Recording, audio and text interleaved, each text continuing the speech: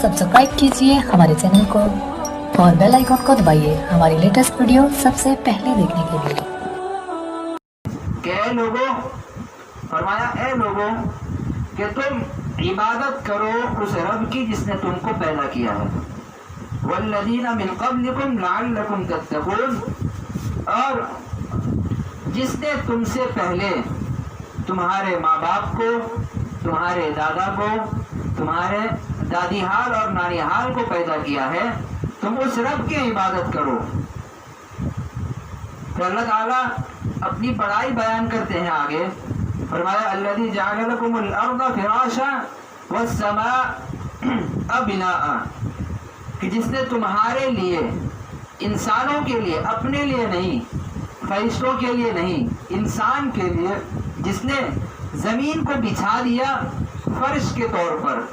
ज़मीन को, अगर ये ज़मीन ना हो दुनिया में तो इंसान का रहना सहना सब मुश्किल, क्योंकि ज़मीन के अंदर से अल्लाह तबारक व तआला मुसलमानों को, लोगों को बहुत फ़ायदा देते हैं कि ये खेती बाड़ी करना और इसी तरह अनाज गल्ले उगाना, ये सब ज़मीन के अंदर से है, सारा सिलसिला ज़मीनों से चलता है। फरमाया वस्समाअ बिनाअ, कि आसमान को छत बना दिया है। वअंज़ला मिनस समाई माअ, कि अल्लाह ने आसमान से पानी को बरसाया। फ़अख़रज बिही मिनस समरात, उससे तुम्हारे लिए फल फ्रूट का इंतज़ाम किया है। अल्लाह ने अनाज का इंतज़ाम किया है, गल्ले का इंतज़ाम किया है। इंसान जब फल फ्रूट खाता है तो उसको अल्लाह की कुदरत के ऊपर गौर करना चाहिए कि कैसे अल्लाह ने अनार के अंदर बेतरतीब दाने सजाए हैं। ये किसी कंपनी ने नहीं सजाया, किसी इंसान ने नहीं सजाया, या किसी इंजेक्शन देकर इसको सजाया गया हो और अंदर लाल कलर दिया गया हो, ये अल्लाह की तरफ से है। इंसान जब अनार खाए तो उसको गौर करना चाहिए अल्लाह की कुदरत के ऊपर कि कैसे तरतीब से सजे हुए हैं, बिखरे हुए भी नहीं है। आम जब इंसान खाए तो उसको गौर करना चाहिए कि ये इसका रंग पीला है, इसका रंग सफ़ेद नहीं है। हो सकता था कि सफ़ेद हो, लेकिन अल्लाह ने निज़ाम को चलाया, पीला कर दिया। और आम के अंदर कोई कड़वाहट नहीं है, बिल्कुल मीठा होता है। सेब इंसान खाए तो उसके ऊपर अल्लाह ने गिलाफ चढ़ाया है। सूरह रहमान के अंदर अल्लाह ने बता दिया कि अल्लाह ने कैसे गिलाफ चढ़ाया है। केला इंसान खाए तो उसके ऊपर पहले छिलका उतारना पड़ता है। तो ये कौन सटाता है? ये सेलो टेप के जरिए नहीं चिपकाया गया, ये अल्लाह की तरफ से है। अल्लाह कहते हैं कि तुम देखो मेरी कुदरत को, देखो, तुम जब खाओ तो मेरी कुदरत को पहचानो। इंसान खाता है, छिलके डस्टबिन में फेंक देता है, कोई तसव्वुर नहीं कि इसको किसने बनाया, कोई दिमाग में नहीं आता कि ये इसका पैदा करने वाला कौन है। सब यही जानते बस खेत से फल उगता है, पेड़ से फल उगता है, खेत से अनाज वगैरह उगते हैं, बस हम खाते हैं पीते हैं। अल्लाह ताला अगर ज़मीन को ये कुदरत ना दे कि तुम अनाज को उगा सको, तो किसी की ताकत नहीं कि वो अनाज उगा सके वहाँ से। अल्लाह ताला अगर पेड़ के ऊपर फल ना लगाए तो किसी की ताकत नहीं कि वो फल को चिपका दे वहाँ पे। तो अल्लाह ताला फरमाते हैं कि मेरी बहुत सारी नेमत है। इंसान सब नेमतों से फ़ायदा उठाता है लेकिन अपने मालिक को भूल गया। ये नेमत कहाँ से उसे फराहम हुई? दुनिया में एक इंसान दूसरे इंसान का बड़ा मोहसिन होता है। आप अगर किसी को दे दें 10,000 रुपये, भाई हदिया आपको देते हैं, आपसे मोहब्बत है, अकीदत है, आप रख ले। दूसरा दिन आपके एक बुलाने पे वो आपके दरबार पे हाजिर हो जाएगा, एहसान जतलाते हुए, एहसान करते हुए कि ये बड़ा मेरा मोहसिन है, इसने मुझे कल 10,000 दिए थे, आज इसका कॉल आया, मुझे बुलाता है, तो मैं क्यों ना जाऊं, क्योंकि उसके बड़े एहसान है मेरे ऊपर। आपने किसी को घर पे रहने के लिए छत दे दी, वो आपका ये एहसान गुजार बन जाएगा। वो आपकी इज्जत करेगा, उठते बैठते आपकी इज्जत। लेकिन अल्लाह ने हमें कितनी नेमतें दी हैं, इंसान अपने अंदर देखे तो समझ नहीं पाएगा कि उसके अंदर कितनी नेमतें हैं। इंसान एक इंसान है।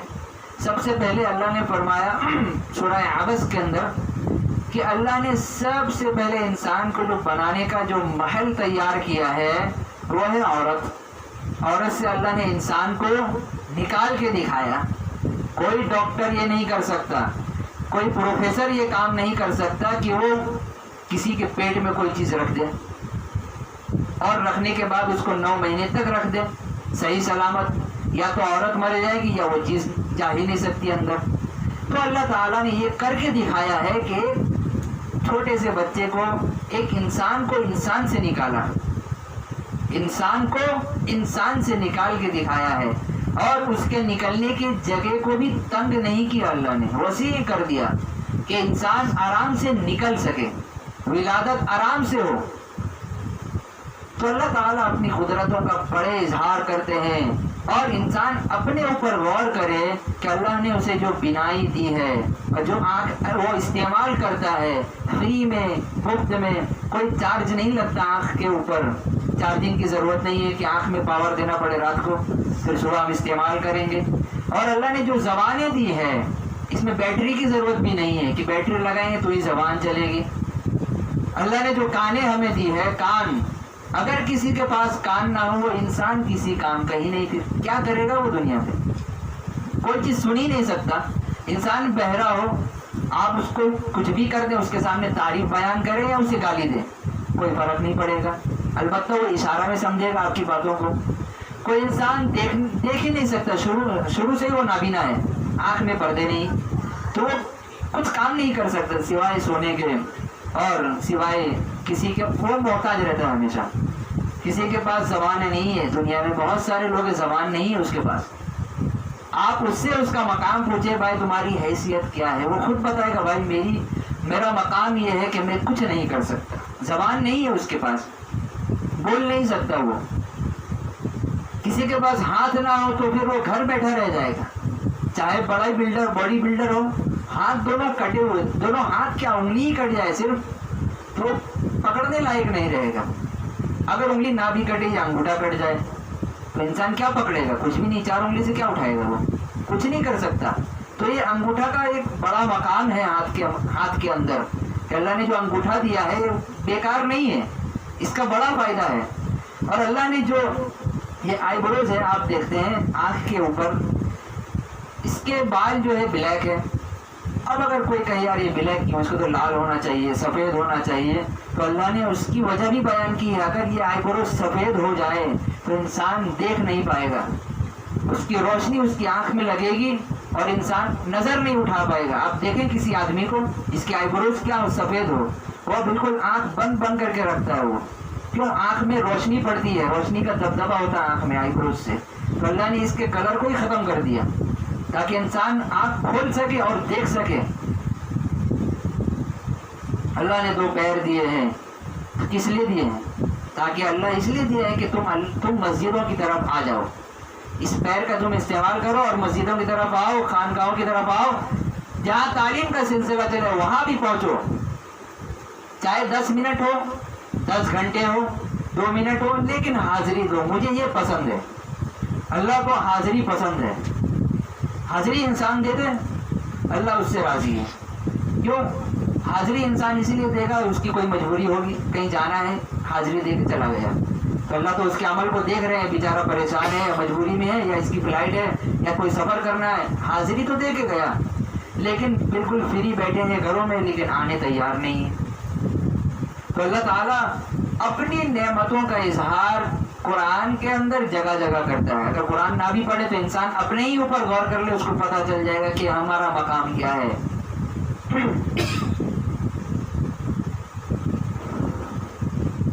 اللہ تعالیٰ فرماتے ہیں کہ لوگوں بس تم میری عبادت کیا کرو.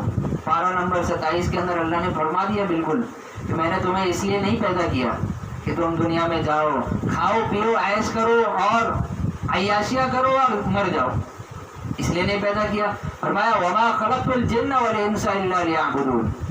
فرمایا کہ تم دیکھتے ہو کہ میں نے پیدا کیا ہے جنات کو اور انسان کو, یہ دونوں مخلوق, الا لیعبدون, اس لیے صرف میری عبادت کے لیے پیدا کیا ہے اور کچھ نہیں. کھانے کا تذکرہ ہی نہیں یہاں پر, کھانا تو ایک اس کے ماتحت آتا ہے کہ انسان نہیں کھائے گا تو عبادت کہاں سے کرے گا, لیکن انسان کھا کے بھی نہیں کر رہا.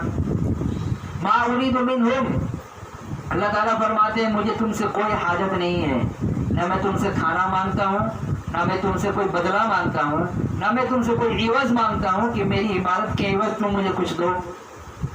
اللہ تعالیٰ کہتے ہیں مجھے کھانے سے کوئی عوض نہیں, کوئی بدلہ نہیں, بس تم میری عبادت کرو. تو اللہ نے مقصد بیان کر دیا ہے، لیکن انسان نے اللہ کے مقصد کو فوت کر دیا۔ ایک شاعر نے بڑا خوب کہا ہے کہ ہمیں تو اپنوں نے ہی لوٹا ہے، غیروں میں کیا دم تھا؟ کیا ہمیں تو اپنوں نے ہی لوٹا ہے، غیروں میں کہاں دم تھا؟ میری کشتی وہاں ڈوبی جہاں پانی کم تھا۔ کیا مطلب اس شعر کا؟ یہ تو شعر اس نے اپنی بیوی کو کہا تھا کہ ہمیں تو اپنے لوٹ، یعنی بیوی نے بغاوت کی، بیوی نے نافرمانی کی، جس سے امید بھی نہیں تھی نافرمانی کی۔ لیکن میری تحقیق اور ریسرچ کے مطابق میں نے اس کا مطلب یہ نکالا ہے کہ میری کشتی وہاں ڈوبی ہے، مجھے تو اپنوں نے لوٹا، غیروں میں کہاں دم تھا۔ اس کا مطلب یہ ہے کہ یہ جو کفار ہیں اور یہ جو مسلمان ہیں، جو کفار مسلمان جو یہ کہتے ہیں کہ یہ کفار اللہ کی عبادت نہیں کرتے ہیں، ہم سے کیا بحث کرتے ہیں، اور دیکھو یہ اپنی مطلب پوجا پاٹ میں لگے ہوئے ہیں، ان کے اوپر انگلی اٹھاتے ہیں۔ تو میں مسلمانوں سے کہوں گا کہ مسلمانوں، ہمیں تو اپنوں نے ہی لوٹا ہے، یعنی ہماری فرقہ واریت کی وجہ سے ہمارا اسلام آج بدنام ہے، ہماری کوتاہی کمزوری کی وجہ سے ہمارا اسلام بدنام ہے۔ ہمارے عمل کو دیکھ کر غیروں نے ہمارے اوپر انگلیاں اٹھانا شروع کر دی ہے، ہمارے عمل کی وجہ سے۔ ہمارے اعمال درست ہو جائے تو بہت سارے لوگ ایسے ہیں جو اسلام لانے کے لیے تیار ہیں لیکن کسی وجہ سے نہیں لا رہے۔ تو شعر کا مطلب کیا نکلا؟ ہمیں تو اپنے نے لوٹا، غیروں میں کہاں دم تھا، یعنی مسلمان کا دشمن، اسلام کا دشمن وہ خود بنا ہے، اللہ اس کے رسول سے وہ تو خود بھاگ رہا ہے۔ مسلمان ہونے کے باوجود تو یہ کافروں کو کیوں گالم گلوچ کرنا کہ تم ایمان نہیں لاتے ہو، فلاں یہ وہ کیا ایمان لے گا؟ پہلے آپ سدھر جائیں، آپ سدھر جائیں، 5 ٹائم نکلیں، عید میں جس طرح نکلتے ہیں نکلیں، رستوں پہ عید گاہوں میں نکلیں۔ اگر انسان 5 ٹائم عید اور بقرعید کی طرح نماز چالو کر دے تو مسجدوں میں 2 جماعت ہوگی ہر نماز، یہ میرا دعویٰ ہے۔ فجر کی نماز کے لیے 2 جماعت کرنی پڑے گی مسجد میں، جگہ ہی نہیں ہوگی۔ مسلمانوں کی تعداد بہت ہے لیکن نماز کے وقت میں تعداد ان کی گھٹ جاتی ہے۔ اور میری کشتی وہاں ڈوبی جہاں پانی کم تھا، مطلب یہ ہے کہ جس سے امید یہ تھی کہ اسلام کا فرما بردار ہوگا لیکن وہی نافرمان نکلا۔ اللہ نے اسلام دنیا میں پھیلانے کا حکم دیا نبی کو، تو مسلمان کیوں پیدا کیا؟ اللہ نے عبادت کے لیے پیدا کیا، لیکن مسلمانوں نے عبادت چھوڑ کر غیر کو یہ پیغام دیا کہ ہم تمہارے ساتھ ہیں۔ ظلم کے اوپر خاموش رہنا ظلم کا ساتھ دینا ہے۔ اگر آپ کے سامنے کوئی غلط کر رہا ہے، آپ خاموش ہیں، کچھ نہیں کہتے، تو دوسرا اگر سمجھ لیے کسی گھر میں کوئی ڈکیتی کرنے کے لیے انسان آیا، چوری کرنے آیا اور وہ مال لوٹ رہا ہے، ایک آدمی دروازے پہ کھڑا ہے، اب کسی نے پولیس کو بتا دیا کہ فلاں جگہ چوری کرنے کے لیے لوگ آئے ہیں، اب پولیس والے آ جائیں تو پہلے کس کو ماریں گے؟ دروازے پہ جو کھڑا ہے اس کو پہلے پکڑیں گے۔ اگر وہ یہ کہے کہ میں تو چوری کرنے میں ان کا ساتھ نہیں دے رہا تو پولیس اور ایک زور لگائے گا، ساتھ نہیں دے رہا تو یہاں کھڑا کیوں ہے؟ کھڑا ہے تو خاموش کیوں ہے؟ خاموش کیوں ہے؟ یہ چوری کر رہے ہیں تو روکنا چاہیے، مجھے اطلاع دینی چاہیے۔ پتہ یہ چلا کہ ظلم کے اوپر خاموش رہنا ظلم کا ساتھ دینا ہے۔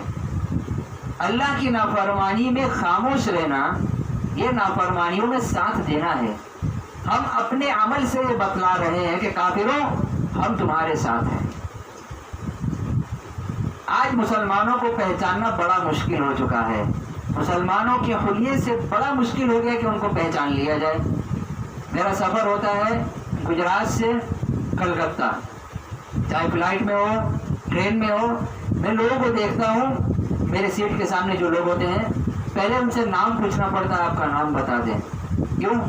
چہرے پہ داڑھی نہیں ہے، سر پہ ٹوپی نہیں ہے، اسلامی لباس نہیں ہے، پتہ ہی نہیں چلتا کہ یہ مسلمان بھی ہے یا غیر مسلم ہے۔ جب نام پوچھتے ہیں تو وہ کہتا ہے رفیق، میں نے کہا السلام علیکم۔ جب نام کہے کہ دوسرا کوئی نام بتا دے وہ تو ٹھیک ہے، ہائی ہیلو ہو گیا، بس کافی ہے۔ इस वीडियो को अपने दोस्तों के साथ जरूर शेयर कीजिएगा और इस वीडियो में कमेंट करके हमें लाजमी तौर पर बताइएगा कि आने वाले वक्त में आप किस तरह की वीडियोस देखना पसंद करते हैं। और अगर आपने अभी तक हमारा चैनल सब्सक्राइब नहीं किया तो फौरन सब्सक्राइब कीजिए, साथ ही बेल आइकॉन पर क्लिक करें ताकि मजीद आने वाले वीडियो जहाँ वक्तन फवक्तन आपके लिए इस चैनल पर अपलोड करते हैं वो आपको वक्त पर मिलती रहे और आप उनसे मुस्तफीद होते रहें। अगली वीडियो तक हमें दीजिए इजाजत, अपना ख्याल रखिएगा। अल्लाह हाफिज।